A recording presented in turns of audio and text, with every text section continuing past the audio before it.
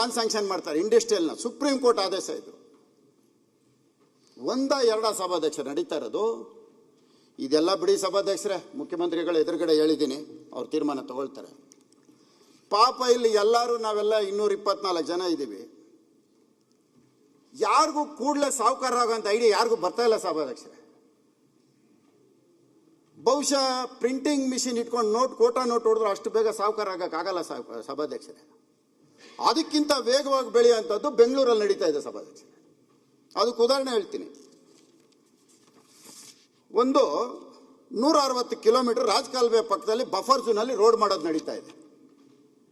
ರಾಜಕಾಲುವೆ ಪಕ್ಕದಲ್ಲಿ ಎಷ್ಟು ಗೊತ್ತಾ ರೋಡ್ ಬಿಡ್ತು ಸಭಾಧ್ಯಕ್ಷರೇ? ಯಾವತ್ತನ್ನ ನೋಡಿದ್ದೀರಾ?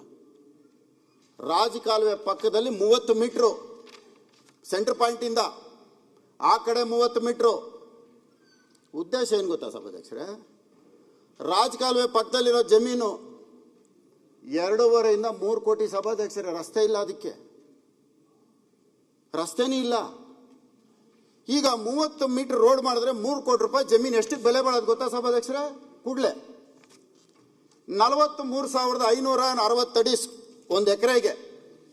ಅಣ್ಣ ಸೂಕ್ಷ್ಮ ಗಮನಿಸ್ಬೇಕು.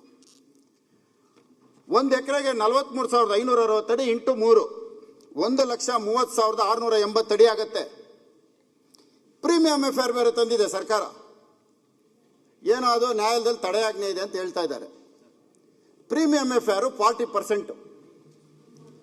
ಆ 40% ಪ್ಲಸ್ TDR 20%. 40%ಗೆ ಎಷ್ಟಾಗತ್ತೆ ಅಂದರೆ 1,82,952 ಸ್ಕ್ವೇರ್ ಫೀಟ್ ಆಗುತ್ತೆ. 40% ಆ್ಯಡ್ ಮಾಡಿದ್ರೆ, ಆ 40%ಗೆ TDR 20% ಆ್ಯಡ್ ಮಾಡಿದ್ರೆ 2,19,542 ಸ್ಕ್ವೇರ್ ಫೀಟ್ ಆಗುತ್ತೆ. 1 ಎಕರೆ ಲ್ಯಾಂಡು ರಾಜಕಾಲುವೆ ಪಕ್ಕದಲ್ಲಿರೋದಕ್ಕೆ ಪ್ಲಾನ್ ಸ್ಯಾಂಕ್ಷನ್ ಆಗುತ್ತೆ. 30 ಮೀಟರ್ ರೋಡ್ ತೋರಿಸಿದ್ರೆ. ಈಗ ಪ್ಲಾನ್ ಸ್ಯಾಂಕ್ಷನ್ ಆಗೋಯ್ತು. ಅಲ್ಲಿ ಬರ್ತಾರೆ ಬಿಲ್ಡರ್ಗಳು. ಬಿಲ್ಡರ್ ಅಲ್ಲೇ ಕ್ಯೂ ಅಲ್ಲಿ ನಿಂತಿದ್ದಾರೆ ರಾಜಕಾಲುವೆ ಪಕ್ಕದಲ್ಲಿ ಜಮೀನು ತಗೊಳ್ಳೋಕ್ಕೆ. ಇದಕ್ಕೆ ಇವಾಗ ವ್ಯಾಲ್ಯೂ ಫಿಕ್ಸ್ ಮಾಡೋಣ ಸಭಾಧ್ಯಕ್ಷರೇ. 1 ಎಕರೆ ಇವತ್ತು 1 ಸ್ಕ್ವೇರ್ ಫೀಟು ಅಪಾರ್ಟ್ಮೆಂಟ್ಸು ಬೆಂಗಳೂರಲ್ಲಿ ಎಲ್ಲೇ ಹೋದ್ರೂ ಸಹ 15,000 ರೂಪಾಯಿ ಬೆಲೆ ಬಾಳುತ್ತೆ. ತಗೊಂತಾರೆ. ಅದು ಉತ್ತರ ಭಾರತದವ್ರು ತೊಗೊತಾರೋ ದಕ್ಷಿಣ ಭಾರತದಲ್ಲಿರೋರು ತೊಗೊಳ್ತಾರೆ. ಅದ್ರ ಬೆಲೆ 15,000 ರೂಪಾಯಿ ಮಾಡಿದ್ರೆ 329,31,36,000 ರೂಪಾಯಿ ಆಗುತ್ತೆ. ಅದನ್ನ ಕನ್ಸ್ಟ್ರಕ್ಷನ್ ಮಾಡ್ಬೇಕಲ್ಲ ಸಭಾಧ್ಯಕ್ಷರೇ. ಅದಕ್ಕೆ ಬಂದುಬಿಟ್ಟು ಸುಮಾರು 65,86,26,000 ಆಗುತ್ತೆ. 3 ಕೋಟಿ ಬೆಲೆ ಬಾಳುವಂಥ ಜಮೀನಲ್ಲಿ ಲಾಭ ಎಷ್ಟು ಗೊತ್ತಾ ಸಭಾಧ್ಯಕ್ಷರೇ? 263 ಕೋಟಿ. ರಾಜಕಾಲುವೆ ಪಕ್ಕದಲ್ಲಿರೋ 1 ಎಕರೆ ಜಾಗಕ್ಕೆ ಬೆಲೆ. ಇದನ್ನು ಯಾರಾದರೂ ಗಮನಿಸ್ತಾ ಇದ್ದಾರೆ ಸಭಾಧ್ಯಕ್ಷರೇ? ಎಷ್ಟು ಜನಕ್ಕೆ ಗೊತ್ತಾಗ್ತಾ ಇದೆ ಇದು? ಯಾರಾದರೂ ಒಂದಿನ ಯೋಚನೆ ಮಾಡಿದ್ದಾರೆ ಇದು? ಇದ್ರ ಜೊತೆಯಲ್ಲಿ 263 ಕೋಟಿ ಇದು. ಈಗ ರಾಜಕಾಲುವೆಗಳಿಗೆ ನಾವು ದುಡ್ಡು ಕೊಡ್ಬೇಕಲ್ಲ ಸಭಾಧ್ಯಕ್ಷರೇ, ತಡೆಗೋಡೆ ಕಟ್ಟಬೇಕಲ್ಲ. ಆ ದುಡ್ಡು ಎಲ್ಲಿಂದ ತರೋದು? ಅದಕ್ಕೂ ದುಡ್ಡು ಬೇಕಲ್ಲ. ಈಗ ತಡೆಗೋಡೆ ಕಟ್ಟಬೇಕಲ್ಲ, ಒಂದು ದೊಡ್ಡ ಕಾಂಕ್ರೀಟ್ ವಾಲ್ ಮಾಡಿ 30 ಮೀಟರ್ ರೋಡ್ ಮಾಡಿ3 FIR ಅಚೀವ್ ಮಾಡಬೇಕು. ಇದೆಲ್ಲ ಮಾಡಬೇಕು ಅಂದರೆ ರಾಜಕಾಲುವೆಗೆ ದುಡ್ಡು ಬೇಕಲ್ಲ. ಅದಕ್ಕೆ ಎಲ್ಲೋಗ್ಬೇಕು ನಾವು? ವರ್ಲ್ಡ್ ಬ್ಯಾಂಕ್ ಲೋನ್ಗೆ ಹೋಗ್ಬೇಕು. 963 ಮೀಟರ್ ಮೇಲಿದ್ದೀವಿ ನಾವು ಸಮುದ್ರದ ಮಟ್ಟಕ್ಕೆ. ಇತಿಹಾಸದಲ್ಲಿ ಚರಿತ್ರೆಯಲ್ಲಿ ಯಾವುದು ಚಂಡಮಾರುತ ಬಂದಿಲ್ಲ, ಏನು ಮುಳುಗಲಿಲ್ಲ ಬೆಂಗಳೂರು. ಇವತ್ತವರೆಗೂ ಮುಳುಗಿಲ್ಲ ಬೆಂಗಳೂರು. ಇದಕ್ಕೆ ಲೋನ್ 2,000 ಕೋಟಿ ವರ್ಲ್ಡ್ ಬ್ಯಾಂಕಲ್ಲಿ ಲೋನ್ ತರ್ತಾರೆ.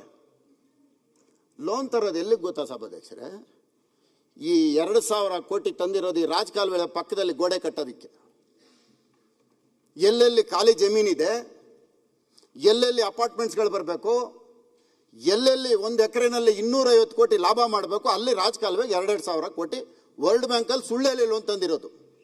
ಸುಳ್ಳು ಹೇಳಿ ಲೋನ್ ತಂದಿದ್ದಾರೆ. ನಾನು ಪ್ರೂವ್ ಮಾಡ್ತೀನಿ. ನನ್ನ ಮೇಲೆ ಆಕ್ಷನ್ ತಗೊಂಡ್ಲಿ ಸುಳ್ಳಿದ್ರೆ ನಾನು ಪ್ರೂವ್ ಮಾಡ್ತೀನಿ. ಸುಳ್ಳು ಹೇಳಿ ಲೋನ್ ತಂದಿರೋದು. ಯಾವ ಪ್ರಕೃತಿ ವಿಕೋಪ ಬಂದಿದೆ ಬೆಂಗಳೂರಲ್ಲಿ ವರ್ಲ್ಡ್ ಬ್ಯಾಂಕಲ್ಲಿ ಲೋನ್ ತರೋದಕ್ಕೆ? ಆ MOI ಒಂದ್ಸರಿ ಚೆಕ್ ಮಾಡಿ. MOIನಲ್ಲಿ ಏನಿದೆ? ಸುಳ್ಳು ಹೇಳಿ ಲೋನ್ ತಂದು ಇದ್ರನ್ನ ಕೊಟ್ಟಿರೋಂಥದ್ದು ಯಾರಿಗೆ? ಒಬ್ಬನೇ ಕಾಂಟ್ರಾಕ್ಟ್ರಿಗೆ 7 ಪ್ಯಾಕೇಜು, ಒಬ್ಬನೇ.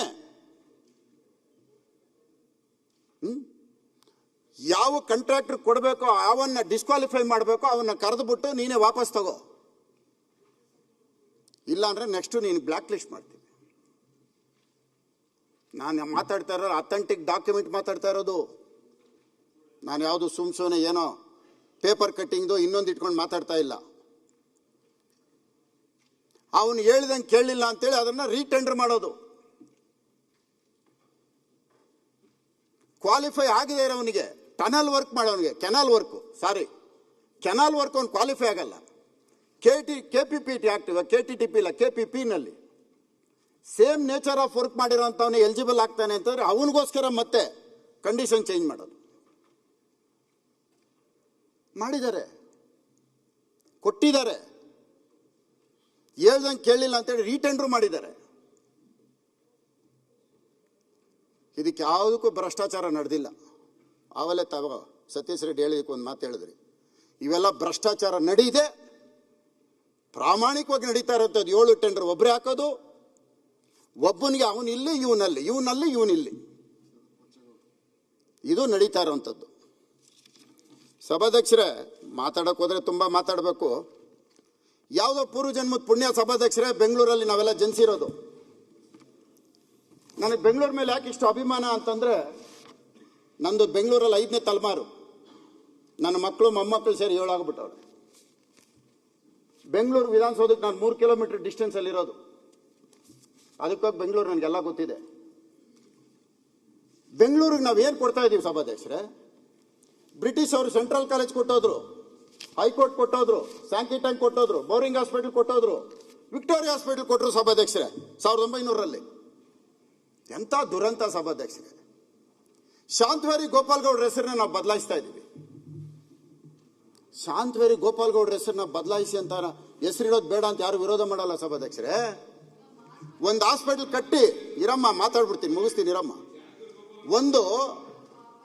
ಒಂದು ಹಾಸ್ಪಿಟಲ್ ಕಟ್ಟಿ ಅವ್ರ ಹೆಸರು ನೀಡಿ, ತಪ್ಪಿಲ್ಲ. ವಿಕ್ಟೋರಿಯಾ ಹಾಸ್ಪಿಟಲ್ಗೆ ದೊಡ್ಡ ಹಾಸ್ಪಿಟಲ್ ಕಟ್ಟಿ. ಮೈಸೂರು ಸಂಸ್ಥಾನ ಹಣ ಕೊಟ್ಟಿದೆ ವಿಕ್ಟೋರಿಯಾ ಹಾಸ್ಪಿಟಲ್ಗೆ. ಪುಟ್ಟಣ್ಣ ಶೆಟ್ಟಿ ದುಡ್ಡು ಕೊಟ್ಟಿದ್ದಾರೆ ವಿಕ್ಟೋರಿಯಾ ಹಾಸ್ಪಿಟಲ್ಗೆ. ವಿಕ್ಟೋರಿಯಾ ಹಾಸ್ಪಿಟಲ್ ಬ್ರಿಟಿಷ್ ಅವ್ರು ಕಟ್ಟಿಲ್ಲ, ಅದು ಇಲ್ಲಿ ಹುಟ್ಟಿ ಬೆಳೆದವರೆಲ್ಲ ಕೊಟ್ಟಿದ್ದಾರೆ. ಒಂದು ನಿಮಿಷ ಇರಪ್ಪ. ಎಂಥ ದುರಂತ ಸಭಾಧ್ಯಕ್ಷರೇ. ಹಳೆ ಬಿಲ್ಡಿಂಗಿಗೆ ಅವ್ರ ಹೆಸರು ಇಡಬೇಕಾ? ಹೊಸದಾಗಿ ಒಂದು ಕಟ್ಟಿ ಇಡಿ, ನಾವೆಲ್ಲರೂ ಸಂತೋಷ ಪಡ್ತೀವಿ. ಸಭಾಧ್ಯಕ್ಷರೇ, ತಾವು ಎಲ್ಲ ದೇಶಗಳು ಸುತ್ತಿದ್ದೀರಿ ಸಭಾಧ್ಯಕ್ಷರೇ. ಯಾವುದನ್ನ ಕಂಟ್ರಿಗೆ ಹೋದಾಗ ನೀವು ಇಂಡಿಯಾ ಬೆಂಗಳೂರು ಅಂತಾರ ಸಭಾಧ್ಯಕ್ಷರೇ? ಬೆಂಗಳೂರು ಅಂತ ತಾನೇ ಕರೆಯೋದು. ಸಭಾಧ್ಯಕ್ಷರೇ, ಇವತ್ತು ಬೆಂಗಳೂರು ಯೂನಿವರ್ಸಿಟಿಯಲ್ಲಿ ಓದಿರೋ ಒಂದು ವಿದ್ಯಾರ್ಥಿ ಯಾವ ಕಂಟ್ರಿಗೆ ಹೋದ್ರು ನೀನು ಸರ್ಟಿಫಿಕೇಟ್ ತೋರಿಸಿದ ತಕ್ಷಣ ನೀನು ಬೆಂಗಳೂರು ಯೂನಿವರ್ಸಿಟಿ ಅಂತ ಹೇಳ್ತಾರೆ. ಸಭಾಧ್ಯಕ್ಷರೇ, ಬೆಂಗಳೂರು ಯೂನಿವರ್ಸಿಟಿ ಅಂತ ಹೇಳ್ತಾರೆ. ಆ ಬೆಂಗಳೂರು ಯೂನಿವರ್ಸಿಟಿ ಹೆಸರನ್ನೇ ತೆಗೆದಾಕ್ಬಿಟ್ರಲ್ಲ ಸಭಾಧ್ಯಕ್ಷರೇ. ಬೆಂಗಳೂರು ಸಭಾಧ್ಯಕ್ಷರೇ, ಇದು ಬೆಂಗಳೂರಲ್ಲಿ ಬಂದವ್ರಿಗೆಲ್ಲ ಅನ್ನ ಕೊಟ್ಟಿದೆ, ಬಂದಿರೋರಿಗೆಲ್ಲ ಸಾಕ್ತಾ ಇದೆ. ಬೆಂಗಳೂರಲ್ಲಿ ಯಾರು ಉಪವಾಸ ಇರಲ್ಲ ಅಂತ ಬೆಂಗಳೂರು ಹೆಸರನ್ನ ತೆಗೆಯುವಂಥದ್ದು ಯೂನಿವರ್ಸಿಟಿ ಹೆಸರು